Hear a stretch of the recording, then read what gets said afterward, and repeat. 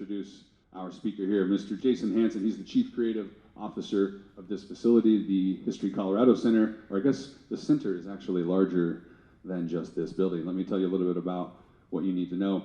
Jason Hanson is not only the Chief Creative Officer, but the Director of Interpretation and Research here at the center.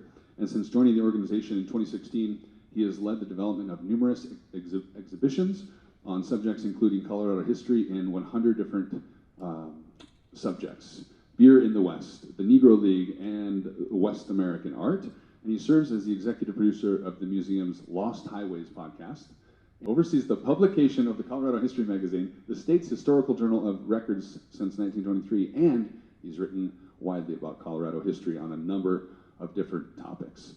Please help me welcome to the stage our friend Jason Hanson.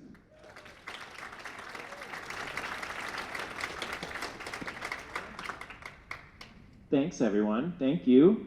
Welcome to the History Colorado Center. This is the place where I spend maybe sometimes more time than I do at home. My wife Stacy is here, and she can say that's true. This name tag is falling off, so I'm going to take it off. In case anyone was wondering, the monumental person in my life was my grandfather, Virgil Hanson, who through real challenges in his life, things like losing parents, losing the farm, going to war, was able to remind me and leave me with the conviction that there's nothing that can't be faced with grace and good cheer, and it's something that I try to carry with me today. So we're here to talk about monumental. And I have a few notes that I'm just going to keep handy just in case. So first, thank yous. Thank you to Creative Mornings for coming back to History Colorado Center. We love having you guys here. Thank you so much. Thanks to everyone who makes Creative Mornings possible. We heard a little bit from each of them. Thanks to the Art Students League of Denver and to Johnny and the Colfax Museum, both awesome institutions in our city here. And thank you to the team here at History Colorado who made all of this hospitality happen. And a special shout out to Abby Krause, longtime Creative Mornings member here at History Colorado, who really led the effort for us. As Dave said, my name is Jason Hanson. I'm the Chief Creative Officer here. I'm a lot of other things, but what that means is I get to work with really creative people here at the museum who produce most of the original content that History Colorado is creating, not just at this center, but at our 8 museums around the state. That's exhibits, it's publications, it's our collections work, it's our podcasts, it's lots of exciting things. I'm always open to new ideas, so hit me up anytime. I'll leave you with my email address at the end of the presentation. And I am not a morning person at all. But I really appreciate the good energy in the room today. You guys are making this feel worth it for me. I woke up a lot earlier than I like to, so thank you. Let's start with definitions. Monumental, that's our theme. We are meditating on it today. I would like, if you will allow me, to focus on the root of the word, of the adjective monumental, the monument itself. And what is a monument? I think there's a lot of things that look like monuments, but they aren't quite what I have in mind, and I think what a lot of us have in mind when we picture a monument in our head. There's certainly natural geological monuments, the monoliths at Red Rocks. Those are monumental for sure, but I don't think they're quite what we're thinking of when we think of monuments. I think monuments are usually created by humans. There are monumental fails, hopefully not what you are witnessing here this morning. But it's got this epic quality, right?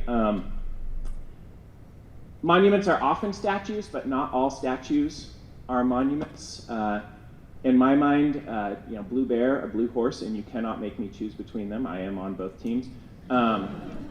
They are wonderful pieces of art that really are meaningful to me and to so many other people, but they're not monuments, right? They don't feel quite like they fit the definition of monuments, because I think monuments are meant to honor someone or something specific, and they're usually created by admirers. And so that means there are also lots of things that are dedicated to people whose financial support have made cultural opportunities possible in our city. And those can look a lot like monuments, but again, I don't think they're quite what we're thinking of when we're picturing monuments in our heads. There's even sort of accidental monuments. These are places that are named after people, parks, for instance, or streets, named after people, and it seems like we might be honoring them. But really, it's just descriptive. It's just that person lived there or owned that place. And it just sort of accidentally grew up that way. John Boggs lived there, and so we call it Boggsville now. Some of these accidental monuments, actually, we could probably be a little more intentional about thinking about. I am looking at you, Barnum Park and Downing Street. We might want to consider who we are just leaving on the places that we call home, or the places that are part of our daily lives. And I think some of the characteristics of monuments, if we can think about it in terms of, you know it when you see it, maybe. They're physical, they're public, they are intentional human creations, and they are meant to elevate or honor individuals or groups from our collective past, so that I think we hope to continue drawing inspiration from their example. They are sort of our public history reminders in our daily lives. We walk past probably dozens of them every day that we are out and about without giving it too much thought. It's not just statues in front of the Capitol. It's roadside markers like this one at the site of Fort Lupton, fur trading fort in northern Colorado. It's the names we put on our parks. It's statues that become focal points in our parks, like the Martin Luther King Jr. statue in City Park. It's carved into mountains, statues carved into whole mountains. Or the names we put on our libraries. That's my local branch right there, the Ford Warren. Or those signs at rest stops when you're on a road trip and you're just looking to stretch your legs and wondering where you're at. This is the one at El Moro, which is an old coal mining town, but probably better known today as the site for Drop City, the artist hippie commune in the 60s and 70s. Or on our National Mall, we have like a whole strip of real estate devoted to big important monuments like the Lincoln Memorial. Or civic buildings that are very important in our society, like the Supreme Court, just across the street over here, named after Ralph Carr, the Republican governor who stood up for Japanese Americans' rights during World War II. Or we have places where we cluster monuments. Monument parks across the street from the Capitol is Veterans Park, where you will find the Joe P. Martinez monument to the first Hispanic recipient of the Medal of Honor in World War II. Or really approachable monuments on benches, like some governor from South Carolina, or from South Dakota, whose name I can't remember, but who looked friendly.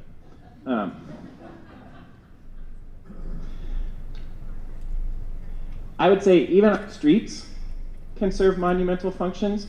If you were in early Denver and you had Confederate sympathies, you just had to look at how they named the streets around the Capitol to know that this was a Union town and your views were not welcome. So when you look around, monuments they're everywhere. And they are reinforcing specific aspects of our shared past. They're weaving together this sense of community identity, and that's really what history amounts to, is who are we? How do we get here? How do we get to now? What is our identity? And these monuments play a really important role in helping us establish that narrative collectively. So let's meet our case study for today. His name is On Guard, and that is because he guards the Capitol, or he guarded the Capitol. Since 1909, there's a really early picture of him with people when they used to dress much more elegantly. And you'll notice the city-county building is not across the street. It's actually a little bit over to the right there. He guarded the Capitol through blizzards, like the 1913 Whopper that I think we all long to see what it's like to get 3 or 4 feet of snow like they did back then, but we haven't since 1913. And he's been there pretty much unperturbed, unchanged, for more than a century. He stood there watching over lesser snowfalls and all the other things that happened in that century. Just because, though, not much changed, it doesn't mean it was always quiet guard duty. By virtue of where the statue is located, on the Capitol steps facing west toward the mountains, it was a gathering point over generations for civic engagement, protests like the immigration rallies that you see across the bottom on the right, the Women's March that you see up there.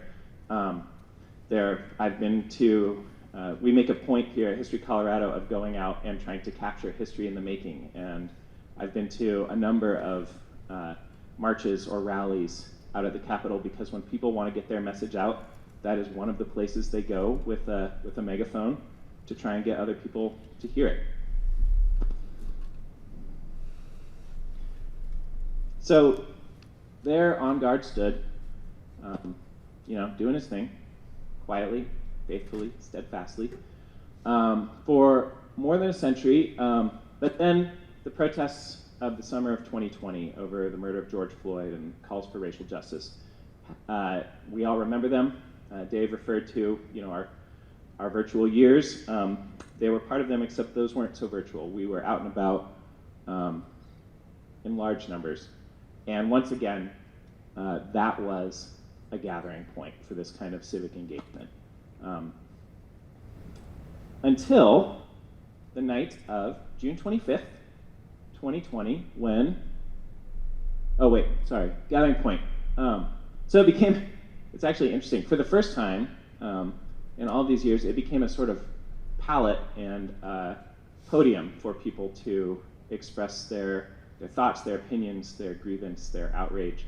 And that, it seemed like On Guard was doing his thing until that night, June 25th, 2020, when Timber, he was pulled over in the middle of the night by persons unknown to this day. That's an early morning photo there. You can see him. He's knocked the rail loose and is laying there unceremoniously on the ground. And this is probably a good moment to back up. Some of you might be wondering, why did the protesters have a grievance with this Union soldier monument?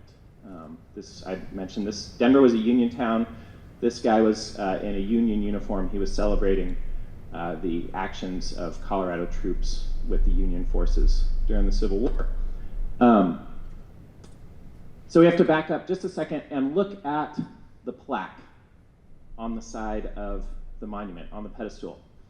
This is a plaque. I said this monument was celebrating the actions of Colorado troops fighting for the Union in the Civil War. It lists out on the bottom there all of those battles and engagements that Coloradans wanted to claim credit for.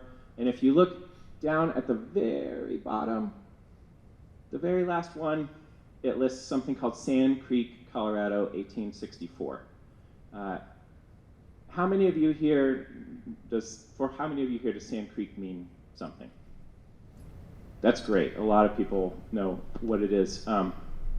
For those of you for whom this maybe isn't as illuminating, Sand Creek was an attack by U.S. Army and Colorado volunteer troops on a peaceful camp of Cheyenne and Arapaho people who believed that they were camped under the U.S. government's protection in southeast Colorado near Eads at dawn on November 29th, 1864.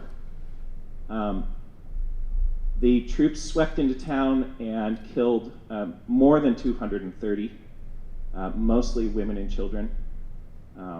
They then paraded back to Denver carrying trophies that included body parts taken off of the dead, and were celebrated by the people of Denver. They had a parade, it went around town, people turned out and cheered for them. The US Army investigated what had happened and decided pretty quickly and clearly that this was a dishonorable massacre. But the people of Denver weren't too keen on accepting the fact that their relatives, their friends, their loved ones had participated in something so horrific, so dishonorable, so violent. And so they claimed it was a battle. It's a legitimate battle, part of the Civil War. And to reinforce that claim, they put it on the plaque with all the other battles and engagements in the monument to Colorado's engagement with the Union during the Civil War. So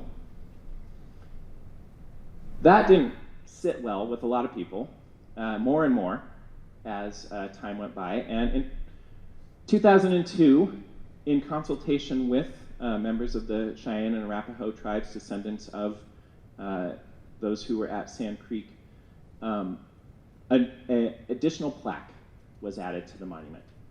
You can see I'm unveiling it right there on the right. That plaque was much clearer about what Sand Creek actually was. But somehow these augmentations to our public history narrative, they never seem to carry the same weight as the original. And you ask a lot of people about the plaque, and people don't read the plaque, they just know about the monument. They maybe, even if they read the ones on the pedestal, they didn't read the one on the base around it. They don't have the same weight. And so we don't know, because we don't know who they are, and we can't officially ask them in public, but I and lots of other people widely suspect that the topplers felt that they were toppling any pretense that the Sand Creek Massacre could be remembered as anything but an intentional, brutal, state-sanctioned massacre of indigenous people. This isn't really morning stuff, sorry guys. All right, back to June 25th, 2020. En Garde is laying on the ground. He is off his pedestal and onto a new journey. He was unmonumentally loaded into a truck and hauled off to a top secret warehouse where no more harm could come. This is where I started hearing different things. I heard, as I'm sure you did, lots of people in the media, in the public, saying things like controversial monuments belong in museums. They don't belong out in the public anymore. They belong in places where they can be appropriately treated as historic artifacts. I also heard from our director here, Don DePrince, who texted me and said, do you think we could get this at HCC, History Colorado Center? And to both of these things, I said, sounds like a really good idea. So, by the grace of the Capitol Building Advisory Committee and the skill and talent of SATDI art shippers and our exhibit planning and design and production and collections and many other teams here at History Colorado, on October 14th, we were able to install En Garde here at the History Colorado Center, voila, and put him on display. And if any of you, how many of you saw him as you were coming in? Right? Okay, so when you go back out, it's sort of in the corner, off to your left, at the bottom of our, we call it the grand staircase. And the stairs wrap around it. It seems like maybe an unusual spot to put a monument, but we put it there really intentionally because we wanted to consider this not as a monument, but as a representation of our collective historical narrative. What were people who installed it trying to say, and what did it mean today? And usually with monuments, they are on pedestals. Do you ever stop to think about why they are on pedestals? It's, maybe so they can be seen in a crowd, but I think it's more likely that it's so that we look up to them in awe, literally. We're looking up to these monuments. They are almost always larger than life. En Garde there is about 1.5 times the size of a normal human. And so we put him at the bottom of the stairs so that we could see monuments in ways that we weren't used to seeing them before. You can see him from eye to eye. You can just look in his eyes, or my favorite, the bird's eye view, looking down. This is usually the view that only the pigeons get. But we like him in the stairs. We knew that this was a sensitive subject, that there's a lot of raw emotions still around the toppling of this monument. And think back to the summer of 2020 around the toppling of many monuments throughout the country. And so our challenge was, how do we present this to the public in a way that is going to acknowledge those emotions and invite people into a civil dialogue or trialogue or quadrilogue about what on guard means today, what monuments mean in our world today. And so, and I should say, we were the only museum in the country who actually took those people up on the suggestion when they said, these things belong in museums. I'm not really sure why we were the only ones who did it. Since then, I've spoken with folks at the Smithsonian, folks at other history institutions who are really interested in how we did it and how it worked, but they're a little bit nervous about doing it themselves. And so we were doing this without a playbook, really. There wasn't like a template where we could say, this is how this works, and people will be cool with it. We weren't really sure that people would be cool with it. We were, thinking, what if people come in and protest? What if they try to tip it again? What if they walk in with a can of paint? We were trying to think of all the things we didn't know, but we thought our challenge was how to present it. What interpretation could we put around it that would help invite people into that civic conversation, that civil and civic conversation. And so we settled on a 3-part strategy. And part 1, which you can see encapsulated on the label on the left there, was to share the actual events that were meant to be commemorated by the monument. In this case, the actions of Colorado troops fighting for the Union during the Civil War, including at Sand Creek and the so-called Indian Wars of the era. Step 2, the creation of the monument itself. Monuments arise from very specific moments in history. And in this case, in 1905, Denver had hosted a really big convention of what was called the Grand Army of the Republic. This was like the Union Veterans Association, and tens of thousands of people came to Denver in 1905. There were parades that people said took 3 hours to march past. There was lots of hurrah, huzzah, bunting, and trumpets and drums. And the city leaders at that time, to their great embarrassment, realized they did not have any monuments commemorating the war in the city. There was no place for these veterans to go and sort of feel that their sacrifice had been recognized by the city of Denver. So while we were great hosts, they were really embarrassed. The Denverites of the day were really embarrassed that we hadn't already put up a monument. So we moved post-haste to correct that. And in 1909, up it went. It was designed by a man who fought with the Union Army from Colorado. His name was John Dare Howland. He was at the Battle of Glorieta Pass. This is one of those legitimate battles that's listed there. The Confederacy tried to invade Colorado in 1862 and capture the gold fields as a way to finance the rebellion. Would have been a kind of a game changer in the war. Colorado troops marched out, met them just over the border into New Mexico, and turned them back and kept the gold flowing to the Union, financing the Union's purchases of uniforms and all of the other accoutrement of war that ultimately led to the Union's victory. And also in 1909, and we're familiar with this phenomena, the generation that fought in the war is starting to pass on. And there's this feeling that we need to capture their stories, we need to preserve them. And so this era, this late aughts into the teens and early 20s, this is actually when more monuments were erected in the United States than any other time in history. An awful lot of those were erected in the South, because this is also the moment when the myth of the lost cause, that the Civil War was actually about some valiant effort to protect states' rights and not to uphold the institution of slavery, was taking hold. Some of those Southern monuments were actually mass-produced. You know, if your town needed a Confederate general, there were a selection to choose from.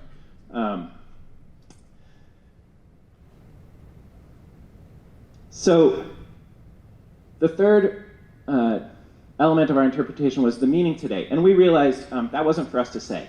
Museums don't get to be the voice of God or community hegemony anymore. And so we reached out to a variety of stakeholders, tribal representatives, veterans, artists, historians, to ask them what this monument had meant to them. And we got a variety of really great responses. We heard that to some of them, it means tribute to those who served and sacrificed in the military. It's a reminder of atrocities against indigenous people. It's a symbol of white supremacy and injustice, or it's a casualty of destructive lawlessness. That maybe it didn't belong there, but it shouldn't have been torn down the way it was. But our hope was to create that space for that broader conversation, right? This is what we believe can actually help us move forward as a society together. Here, if you work at a history museum, you have to believe that using history as the basis for that civil conversation can help us move forward to a better place together. And so we created an opportunity for people to share their own thoughts. And since we're a museum, and museums love Post-its, we did it with Post-its. That is the handsome Sean Fawcett there. My original picture turned out blurry, so Sean modeled for me. Thank you, Sean, wherever you are. We heard a number of things from these people who responded, and I think we're all sort of humbled and blown away by how sincere people were and how they were grappling with this question and leaving notes on the wall. And you can see some of these notes if you go out there after the talk. We heard the most common sentiment by far was that monuments are social memory, good or bad, and they help us learn. And people were nervous that removing them, removing the bad ones anyway, was a sort of Orwellian form of censorship that might lead us to open to repeating mistakes down the road. We also heard that monuments that no longer resonate with contemporary society belong in museums, and we actually heard a lot of great things about our presentation from visitors who were here. They appreciated, I think, the opportunity to think about these things a little more deeply than they might if they were just walking past at the Capitol or chatting with friends. We also heard that monuments just inherently reinforce dominant narratives that exclude underrepresented communities, and that some people think we shouldn't have any monuments at all. And we heard that the purpose of monuments should be to inspire us, to lead us to our better angels. And so monuments should really focus on those things that can get us there, not the difficult moments or the negative moments in our past. So, 2020, a lot of monuments get pulled down, but we are still building them, you guys. This is a maquette, which is a tiny model of the monument to Maurice Rose, son of a Denver rabbi, student at East High School, highest-ranking Jewish officer in World War II, highest-ranking American officer killed in combat in World War II. That is going to be installed in Veterans Park this summer near the statue I pointed out of Joe P. Martinez, the Medal of Honor winner. We have a group that is advocating for a new historic plaque recognizing Denver's historic Chinatown.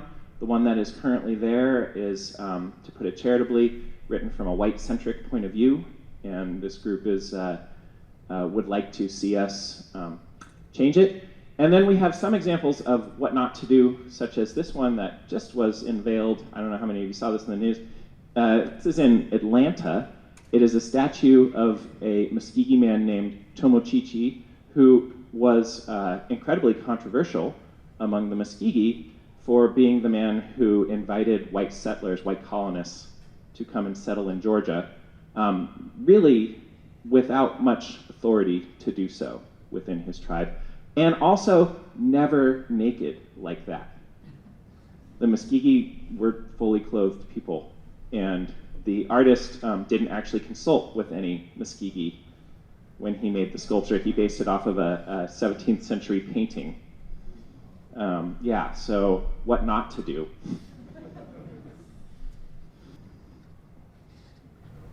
Oops.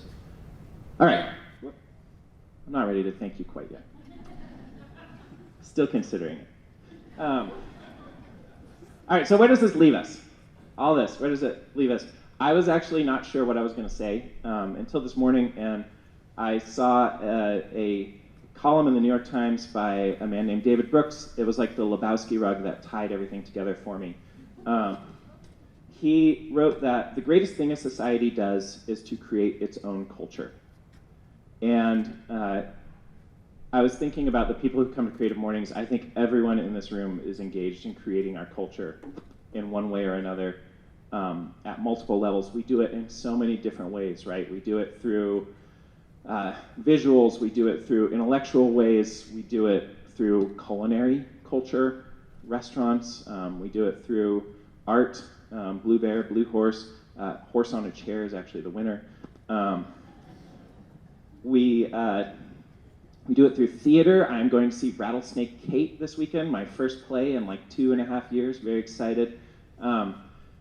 And we do it through monuments. Monuments are, by design, cultural cornerstones. They are really important ways that we create this culture together.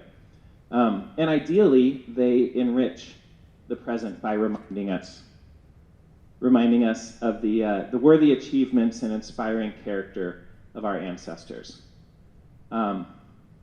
But determining who or what we collectively honor and commemorate raises some pretty difficult questions sometimes. And I think they're important questions because they go to the heart of who we want to be as Coloradans. Like I said, I believe history can illuminate the past in ways that will point us toward a brighter future. I wouldn't do this work if I didn't believe that.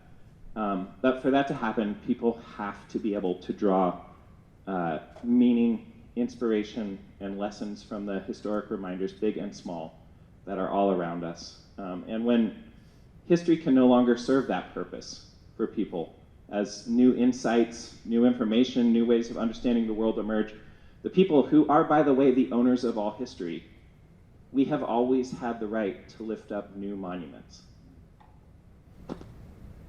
We might be in that moment today. And so as we leave today, I would ask us all to consider just a couple of questions about how we're going to do that. Which stories do we call upon to help us lead our best lives? What are those stories? Why do we call on them? Let's interrogate that a little bit. Which stories do we need that we're not seeing elsewhere? And why is that? Let's think about that a little bit. And then finally, what is the best way to preserve, share, and lift up those stories from our shared past that will help us shape the future we want together? I think if we can be thoughtful about those questions, we may be able to create better monuments, the type of monuments that our children and grandchildren and great-grandchildren will be glad that we left them. And really all we can do is try. So thank you, everyone. My email address is there. I would welcome any thoughts, but thank you so much for giving me a good reason to get up this morning.